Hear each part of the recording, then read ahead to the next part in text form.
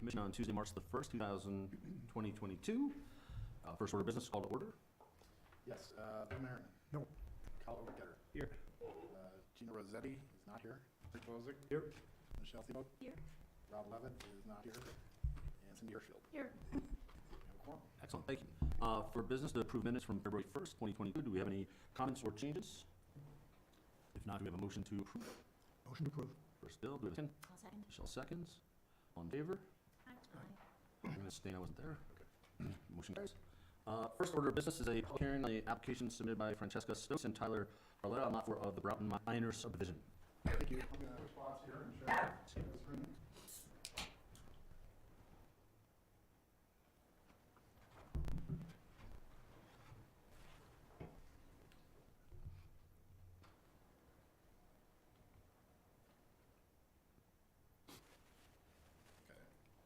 This is a public hearing on an application submitted by Francesca Stokes and Tyler Barletta. It's for a site plan review and slope review to construct a single-family residence on Lot 4 of the Broughton subdivision.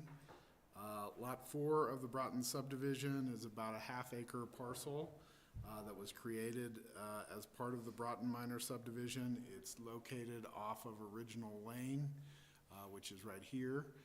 Which is just up Original Road, and it's above the Pine Ridge townhomes that are located right here. It's a vacant lot, and once again, it's right here on the map. It's zoned R2 PUD and is in the town's urban growth boundary. It's relatively flat on the portion adjacent to Original Lane, and then it gets considerably steeper as you go down towards the Pine Ridge townhomes. In terms of the requests, Ordinance 16, Series of 2017, that's in your packet, which approved the subdivision, included language that established the P&Z will be the final review on a site plan review for the specific residence designs on the two vacant lots of them. There's Lot 3 and Lot 4. And staff has provided a draft resolution for P&Z's consideration since P&Z will be the final review authority. The proposal is for a single-family house to be constructed on the site of about 2,997 square foot. It's proposed to be constructed on the flatter portion of the lot closer to Original Lane. And then once again, it gets steeper as you go down towards the Pine Ridge townhomes. In reviewing the application, staff has identified a series of discussion items that we had in your packet. The first is consistency with the master plan and consistency with character of the area. Generally, most of the residences in the area are larger single-family houses, and there's a couple duplexes that are above the Pine Ridge townhomes. The proposed residence is in keeping with the character of the neighborhood, but is generally a bit smaller than most of the other single-family residences, in that it's capped at 3,000 total square feet as part of the subdivision rules. The applicants are also proposing to connect up with water and sewer of Mid-Valley Metro District. The applicant that developed the subdivision was required to bring the water and sewer from Original Road down Original Lane to these lots as part of their subdivision improvements. In terms of consistency with the dimensional requirements that are in the subdivision approvals, the applicants are within the 3,000 gross square foot required by the subdivision approvals. And they're also within the building envelope, as you can see here on the site plan. Satisfy the height requirements, which were 24 foot to the midpoint. In terms of the slope review and siding structure, as was noted, they've proposed the structure on the flatter portion of the site, which is in here. You can see it in this diagram. And you know, there's somewhat of a gentle slope down through a decent portion of the building envelope, and then you hit 30% slopes as you go down to the Pine Ridge townhomes, which are located right here. They're almost 70 foot back from the top of the slope, which is right here, and you can see the distance between the house and the top of the slope. there's a requirement in the slope regulations that they be 10 foot back at least from the top of the slope. Additionally, they use simple building forms, as you can see here in the elevation drawings, which are required and encouraged by the slope regulations that we have in the town code. Other discussion items included the materials. They're mainly used hardy board, and they set up the materials required by the wildfire regulations. Staff has included a condition that it be painted dark earth tone colors and that they use non-reflective materials as are required by the slope regulations. Other topics included geotech and soils. There have been foundation issues in the area due to hydrocompactive soils, and they provided a geotechnical report, which was done by Kumar and Associates. Staff has included in the draft resolution that they follow requirements of the geotech report in constructing their foundation and their building. I also have requirements in the draft resolution that the applicant would need to submit a landscaping plan that would have low water species and zero cave to limit irrigation, prevent hydrocompactive soil issues related to the irrigation funneling down into the soils. This was a recommendation of the soils report as well. There's also a condition in the draft resolution that the applicant be required to submit a drainage plan prior to building permit issuance for review by the town engineer. Other topics included green building. They're required to meet the sustainable building regulations of the town, as well as I noted, the wildfire mitigation requirements. And the draft resolution reiterates these as conditions of approval. In terms of the referrals that the town received, application, they're requiring a fire suppression system or a fire sprinkler system meeting their requirements. As was noted, the original subdivision developer was required to bring the water main down here, and they've also constructed a fire turnaround at this area here for fire trucks to be able to access and turn around. There's also a fire hydrant that was extended down in this area. So with the fire sprinkler system, the fire district was accepting of the proposal. The school district also indicated that the applicant should be required to pay the school impact fees, which are included as conditions of approval for a new residence, and they're required by the resolution. So this evening, staff would recommend hearing any comments that the applicants have, taking public comments because it is a public hearing, and providing discussion. Ultimately, if you're comfortable with the conditions of approval in the draft resolution, you could make a motion to approve it. We've got Mike Buchin here tonight from F&M Architects. Mike, do you want to introduce your team that we have this evening? Sure. Mike Buchin from F&M Architects. This is Pat Westfield, also from F&M Architects. Jesse and Tyler here for the purposes of the room. So we are happy to answer any questions you all may have. We're happy to sit silently if you all don't have questions. As we're open questions, we'll go around and send any questions. I don't have any questions about the project. It's just a general question. I was curious about that the ordinance that required P&Z approval for particular subdivision. What's the background on that? Or The background is that when the property owner that originally owned this property parcel came in to subdivide land, they didn't have specific residence designs for the individual lots. They just came in and said, we want to separate the lots and have dimensional requirements. And so they did that, but similar to a couple of other subdivisions that we have out there, like the Maple subdivision on Hempstead Drive that you've seen, the council allocated the review of the specific designs for those lots to the Planning and Zoning Commission. okay. Kyle, any questions? No questions. No questions. I just have a question for staff. Would an ADU be allowed on this lot? An ADU isn't allowed by the original subdivision ordinance. This area has some individual lots that are allowed ADUs, but they had to be platted when the original Aspen Junction subdivision was developed. Thanks. Yep. I do not have any questions. Seeing as that, we can go public comments at 6:15. James, do you want to go through the online? Yes, let me come back over here.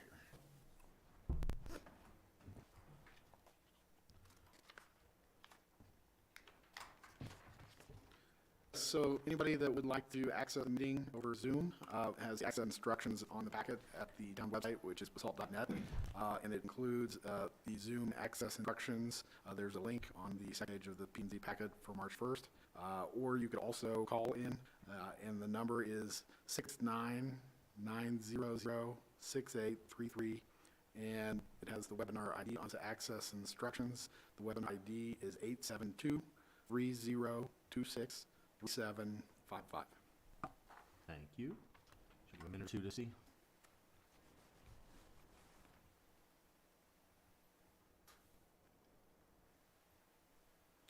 doesn't appear that we have any emails. Okay. Seeing as emails, no calls, it seems like. We'll open the public hearing at 6:07. Commissioner comments. Start. Okay, I think that the design looks fully and fitting for the neighborhood. My only comment would be, maybe there's the consideration of some solar panels to use on property and go from here, but that's all I've got. I think it's a fine, enough house. I applaud you guys for building a house. It's great. I just hope it stays with people living in it most of the year, because I live about a couple hundred yards from there, and both my neighbors are second homeowners. So thank you. Can't find anything to object to. Nothing to add. So we are at the point we can take a motion to accept as per staff's recommendations, or does anybody want to change or modify anything? I'll make a motion to recommend as per staff's staff memo. A second. City Atkins? All in favor? Aye. Motion carries 5-0. Good. Thank you very much. Go back to my seconds. I wondered how you were gonna do this. So the second, next item up for on the agenda is a public hearing on the code amendments relating to adopting updated public works manual. James is pulling up the screen for us to watch. See Boyd looks like he's online. Yeah, let me make sure he can speak here.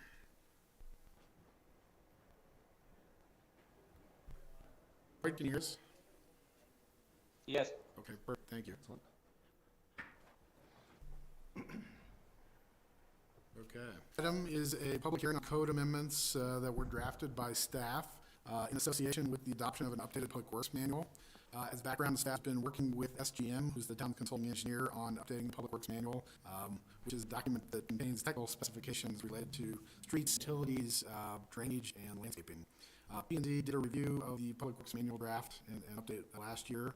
And in working toward adoption of the updated public works manual, staff identified that there is some conflicting provisions in the updated manual with that of the code. And so staff felt that we needed to do some amendments to the code to go along with the updated public works manual. So staff have drafted those code amendments to remove conflicting standards that are in the code and to all reference the public works manual instead. The amendments are to Chapter 16, which is zoning, Chapter 17, which is subdivision, and then also we've got revisions to Chapter 11, which is street, sidewalks, and right-of-way, and then also Appendix B. Typically, code amendments that are to Chapters 16 and 17, which are zoning and subdivision, are usually in the P&Z's recommendation purview. So that's we brought them to you this evening. Additionally, the code amendments clear up some old references to the town board of trustees as well as town administrator to make them town council and the town manager. The town attorney has reviewed the proposed amendments and provided some basic comments, and staff has adjusted based on those. The code amendments are up for adoption and are somewhat time sensitive, as we have designers on the Midland Avenue Streetscape project as part of the Basalt 2030 Forward project that have submitted proposals and will be starting to run design of Midland Avenue Streetscape. So staff wanted to get the updated public works manual, the associated code amendments adopted before they really kind of dive into designing the Midland Avenue streetscape so that they could use the new and updated Public Works Manual as a guide, especially on the utilities portion of that. So it's a time sensitive. Staff would be happy to answer questions you have, and we would suggest doing a public hearing and then providing a commission discussion. And ultimately, if you're comfortable, you could make a recommendation to the council. We have Greg Baum, who's the Public Works Director, with us on Zoom as well. Or do you have any additional comments for P&Z? No, just brings up new standards and going forward, and hopefully we don't have to do anything with it for a while. But as you know, standards are changing all the time, so we're going to stay on top of it.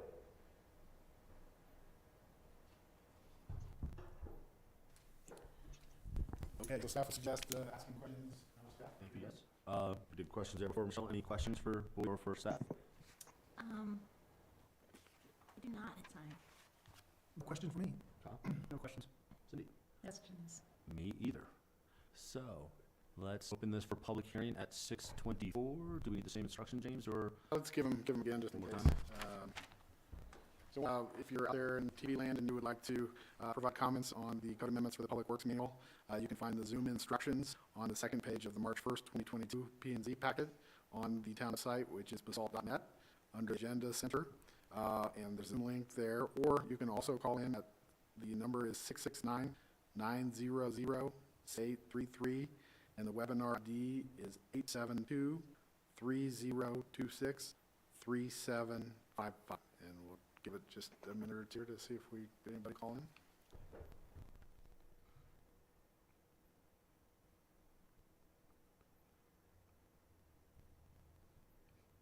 Let me check the Zoom too. Sure. Doesn't look like it. No. All right, seeing as we have no public comments, we'll close the public hearing at 6:26. We'll go for Commissioner comments. Cindy? No comments. Kyle? No comments. Bill? I do have some comments. First off, I find the language in there complicated and convoluted, as code language always is, but there are certain sections that the public and a site plan review required, rather than a 30 or 40 line paragraph with no periods in it. Just kind of circular and parenthetical and hard to follow, because it's like, subsequent to this chapter, this paragraph, back and forth. It's referring to all kinds of different places. So unless you're a building or trade professional, they get to be difficult to understand, which is kind of productive because that's what I do. But I think the general public should be able to understand certain parts of this that general people, the first part of each section should be read for human readability opposed to lawyer readability. My next comment is, it's not even in here, but it's something a pet peeve of mine since Jerry Pace was Public Works Director. The curb profile that the town uses is predatory. It pops tires. It's too vertical and too sharp at the top. I always have wanted them to change that to a normal curb profile like you have in curb and gutters virtually everywhere else on the planet.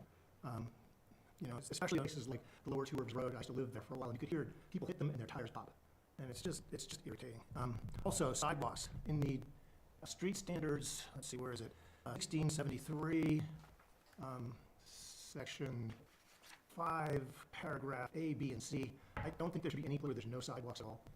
I had a car broke down in the City Market parking lot, and walking from City Market to my house was the most eye-opening form of urban bushwhacking that I have had since I was a teenager in Boston. And it was surprising how difficult it was to get from one place to another, and how many places there are no sidewalks. It's like, unless you know exactly where they are, but they're still, kind of roundabout, circular way to get there. So if you don't know where to go, you're crossing roundabouts in the middle, you're, walking the street on busy streets. So we should do our best not to have that. I don't think there should be any place where there's no sidewalk. We're trying to encourage, through our master plan, pedestrian usage of the town. So if there's big parts of town where there's no, you just can't get from here to there without walking the street, and that's kind of Maybe in that area it says trail on the sidewalk. Yeah, I know, but it's like way over there, and it's like, I'm just saying that the standards for a trail are different than a sidewalk, and if you're in a rural area, you're probably not gonna have a sidewalk with a curb and that kind of specifications, not to nitpick this to death, but. yeah, I don't think it's a rural area. No, but don't you cross the road to get to the other? You have to cross the road to get to the other side, yes, it was very difficult, yeah. Yeah, Bill, I was curious if in one from City Market to your house, is that within the town limits, or is part of that Most of it. unincorporated? Most of it, County? once you get under the highway on the other side, Yeah, it is for like a couple hundred yards to get to the Pine Ridge townhomes. Oh, okay. But still, it's contrary to what we said in the master plan. So I think our public work manual should reflect our master plan goals and values. Any comments? No, I think I meant this last time we talked about letting comments ride. I do not have any comments either, even though I would echo that it should definitely reflect the master plan as best it can. I like that idea without any specifics about that. So we're back at this point. Is that enough to stop a motion from happening? Is there a specific something you want to see happen? No, direction staff is on out of this. Just a brief explanation. I do believe in the Public Works Manual, we do have discussion about sidewalks, and I think we require them, with the exception, there is like an exemption provision, for showing cause if it's not possible. Well, that's reasonable to show cause, but yeah. I think that's how it's set up. Yeah. I mean, okay, Soapers Meadows BE was done, and our thinking has changed, but we want to at least try and, change it when other work happens in other parts of town, that can be remedied as best as possible. Sure. So, including remedial situations. Do we feel comfortable making a recommendation to approve the amendments to council? Yeah. So we go first? Do that, I'll make it first as commissioned by staff. Okay. I'll make a second. Shall second. All in favor? Aye. Okay, carries 5-0. Thank you. Thank you. Thank y'all. Thanks, Boyd. Thanks, Boyd. Yep. That leaves us to commissioner comments and staff updates.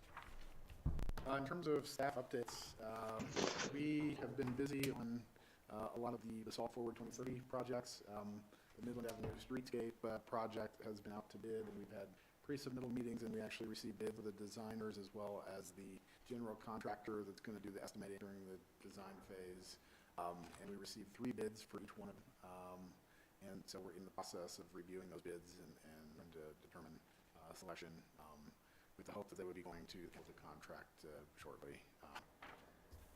Other Basalt Forward 2030 projects, James, just a question. Sure. Could someone from this board be on one of those committees? I can talk to the rest of the staff and town manager of that. I think that'd be great if someone from our board is on one. Okay. I've noted that. I would add not from P and Z, maybe from a committee from myself. Yes, okay. Yes. The capital need committee, okay. Trying to rule me out. No, just they represent and do our projects. Sorry, I did say I like coffee. And it might be easier on the design piece because that's kind of a little behind do the cost estimate. Would it be okay just to see if we get somebody from P and Z on the design piece? Yeah. Okay. That would be preferable, I think. Okay. Other Basalt Forward 2030 project, the solar project. Staff has had several meetings with McKinsey, who is the contractor that the town selected after the bid process. They're going to be coming up here in mid-March to look at different potential sites, which include all the schools and some of the parks that we have in town, to do some analysis around that. And Ross is also kind of part of that effort. So that's the first step. They'll look at the sites, and then they'll write reports and recommendations on potential for project. Who identifies the sites, potential sites? Well, the sites were previously identified, and it was staff in conjunction with Holy Cross. Looked at them. I think we also had another private consultant, Valley, also look at the sites. And so that one's kind of moving along. The other one is the housing piece, and town council has been discussing potential sites to look at for affordable housing. They've also been discussing the potential for buy-downs of free markets to affordable housing, and they're kind of working their way through, what to do and how to maybe split up the money.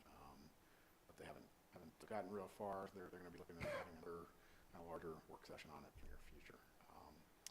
And then at our next meeting, which would be March 15th, there's a special review in the Hill District Homestead that you'll be looking at, adjustment of a setback in the R310 district for garage. And then we'll also be bringing back the code amendments on the affordable housing parking and the real estate transfer assessment exemption that P&Z sought a work session at that meeting. And one other topic, we've been working on phase 2 of the river park with Post and some of the details related to the band shell and the restrooms. Currently designing the band shell and restrooms. So we've had a design charrette with Post and architects. And we've all had meetings on the restrooms in the bus station with AFTA to kind of get what their parameters are and what they know about public restrooms, since they operate most of them here in the valley. So we've got some good information with those. So I have to watch the light. Lighting, yeah, and security, and wrapped it with well coverage on all those topics. Are there like those emergency intercom things that call 911? No, we didn't talk about those. That's a good comment. Especially around, late night time, because that gives us a certain sense. Like they have on college campuses and stuff. I'll make note of Do they have that. any around here? I'm not sure what they look like. It's just a panel. Just a little panel with a red button, bunch of holes you're speaking to. Standard, like you said, cost against other places shouldn't be hard to figure that out. There's probably a whole bunch of ready-made pieces of equipment. Wrapped is biggest because they've had a lot of it. Well, they're designed for the exact sort of thing. They're teenager-proof. And then the other item is we do have the parcel 5 Cypress Meadows application has been submitted and is complete, and it's out for river at the moment. So P&Z will see that here in the future. Great. Comments, questions, thoughts, concerns? You already talk about public space across the street? As far as the town's, The river park? yeah, in the river park. Yeah, and actually, so that was the restroom and the band shell. And we should be going out to bid in the next couple days here on the full second phase contractor to do the installation of the landscaping. We procured the contracts during the winter to actually get the landscaping materials because we were concerned we weren't going to get those. And so we're now going to be getting a contractor to do all that installation for the summer. Has there been any discussion about other ways to fund a new town hall? Because that was such a discussion during, it did seem that that was a pretty necessary capital improvement the town needs to make, and is a somewhat attainable one within our limited means. There really hasn't been any more discussion at this point. I think we've got so many different projects going on. It's in the background at the moment. Yeah, I just wondered if those things take a long time to figure out when there's no other money. And then one other thought, I noted for the meeting, but we got 10 candidates for the planning director position, and they'll be doing a meet and greet with the candidates that they select for interview on the 29th of March in the evening. So we'll send you a reminder, but we'll invite all the boards to that. It's 10, 10 final candidates or semifinalists? Well, there are 10 candidates. That's 10 people altogether. applied, Yeah, 10 okay. people applied, and so they're going to be whittled down into probably 4 or 5 candidates. Any news on the fields? The fields, yes, that's a good thought. They're up for public hearing, actually, with the Regional Planning and Zoning Commission on March 17th at 2:30. And so the town P&Z has provided the letter to the county planning department did that quite a few months ago. And so we have a discussion at some point here as to whether individual P&Z members want to show up at the public hearing and provide comments. I mean, you're always welcome to as citizens, but do we want individual P&Z members to provide comments, or do you want the staff to provide comments based on your back? Or you can, we have another meeting before then, What day did you say that come up? March 17th, St. Patty's Day. And are they on, where are they in that process? Is it P&Z and City Council and then they're done? This is like sketch plan review for them. They, Again. yeah, an amended sketch plan for that, because if you remember, they received a sketch plan approval for a lesser number of units, and so they've increased the number of units, and they're in for an amended sketch plan, so they have to come back if they go through this round and get approval. It's a big project. And, if you want to think about how to handle a comment, and we can talk about it at our March 15th meeting. Staff was planning on attending and providing comments based on B&Z letter, but if you want to do individual comments, you can do that as well. Personally, the 17th I won't be able to make, but if someone else wanted to represent us, sometimes it's 2 weeks. Is she going to be virtual as well? Yes, they have full comment ability. I think you have to register like the night before in order to registration system. That seems slightly illegal, but I'm sure they can comment if you just Right. opt a day of the meeting, but they're trying to get a handle on how you're going to be be. virtual. But you can show up in person to make a comment. You can. You just had to drive over to. No, It's in this It's one. in Algebel Oh, okay. Community Building. We still didn't drive, but. Yeah. walk there. You can walk there. Don't risk it. Did Stedman get the CO? Or are they still working? Stedman has, I believe, temporary COs, and they are kind of stock thing and bringing staff in there, and that's what they're temporary CO for. They've removed all the fencing around parking, and they're getting deliveries at the current time. Is Stotts Mills' goal to have people in this year? Stotts Mill is working on the multifamily buildings. They've got building permits on multifamily buildings. And they also have daycare submitted for building permit. No, we got that last week. And so they're still working on infrastructure. I don't think that they'll be ready quite for occupancy this year, but early this year, most likely. And then the single-family lots there, as soon as they complete the infrastructure, which they're saying is midsummer, that's when we can start pulling permits on those. So that's not a subdivision that we have to approve every house, right? No. Is certain subdivisions get that? Yeah, Rating or categorization? usually slopes, so. Oh, okay. 30% slopes, and, they could have put a house on the steep slope, and that would be less desirable from the impact standpoint. That was probably the reason. Cool. If there are no more comments or questions, motion adjourned. I make a motion to adjourn. Second. Motion, meeting adjourned at 6:47. James, I know that I won't be here for the next meeting. I'll be out of town. First time in a decade. Want to hear about how bad the world is these days?